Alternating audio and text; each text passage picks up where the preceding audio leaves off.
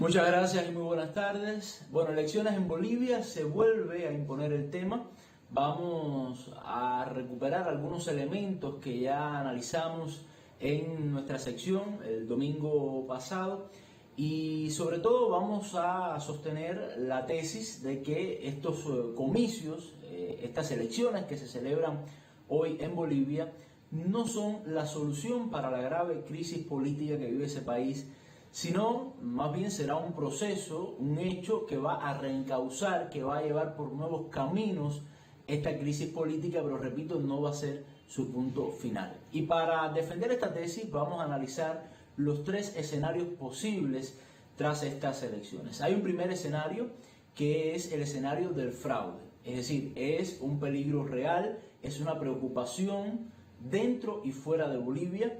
Hay hechos, hay declaraciones por parte de funcionarios del gobierno, hay documentos filtrados que apuntan a un posible fraude, y cuando uno analiza el entorno, bueno, pues también se preocupan. Por ejemplo, son las fuerzas militares, las mismas que coprotagonizaron el golpe, las que ahora custodian este proceso electoral, y también está el gobierno, que es el garante del proceso de alguna manera, junto a las autoridades electorales. El gobierno como gobierno tiene que velar por este proceso, y estamos hablando de un gobierno golpista, un gobierno que ha tratado por todos los medios de evitar la participación del movimiento al socialismo, un gobierno que ha actuado al margen de la ley, al margen de la legalidad, al margen incluso moral, ¿no? Sobre todo en muchos sentidos durante todo este tiempo. Si esto sucede, bueno, pues por supuesto habrá una reacción por parte de las fuerzas populares que apoyan al movimiento al socialismo,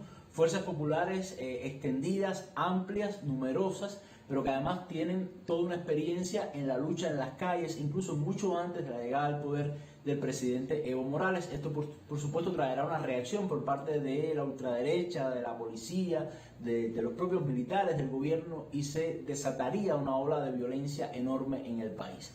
Hay un segundo escenario, que es el inverso, pero con resultados muy parecidos. Estamos hablando de una hipotética victoria del movimiento al socialismo en primera o en segunda vuelta. Si esto sucede, bueno, pues habrá una reacción de esos grupos de extrema derecha. Hay documentos filtrados, como decía, que evidencian de que se están preparando incluso todos estos grupos en estos departamentos que sirven de nicho para las fuerzas ultraderechistas, para las fuerzas golpistas, que están preparándose para ese escenario y traerían por supuesto también una ola de violencia tremenda al país. Fíjense que son dos escenarios diferentes, pero con resultados muy parecidos, totalmente parecidos. Y hay un tercer escenario que sería la victoria de Carlos Mesa. Es el candidato, si bien es un candidato que responde a las políticas neoliberales y a la derecha, ha tratado de ubicarse en una posición más centrista.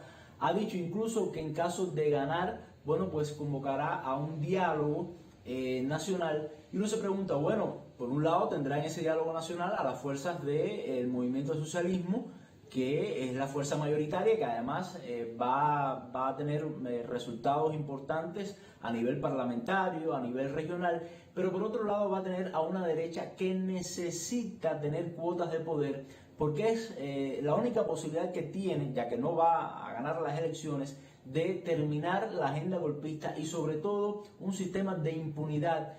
Yanine Áñez, la presidenta, y todo su séquito necesitan un gobierno que evite que vaya a los tribunales, que sea acusada y que sea procesada por ejemplo, no solamente el golpe, sino por todos los escándalos de fraude y de corrupción que han marcado la vida de Bolivia durante estos años. Es decir, son escenarios realmente de mucha inestabilidad lo que se presenta.